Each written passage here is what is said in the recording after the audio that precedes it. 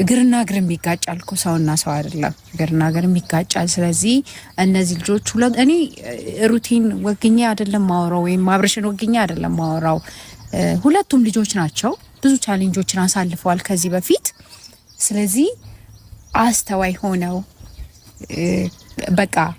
ያለፈውን ትተው አሁን የሚመጣው በረከት ነው አንደኛ ልጅ በረከት ነው አይደል ልጅ በረከት ስለሆነ ለልጃቸው ሲሉ ሁሉን ረስተው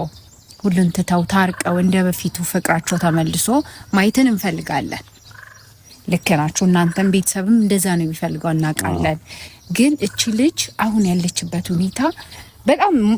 እኛ ከመጀመሪያ ጀምሮ ያያየን ነውና ቤተሰብም ያህል እናንተም ታቃላችሁ ሄዳችሁ ማይታችኋል ብዙ ቻሌንጆችን አልፋለች ስለዚህ ትንሽ እረፍት ያስፈልጋታል እዩ አሁን ያለችበት ሁኔታ በጣም ደስተኛ ናት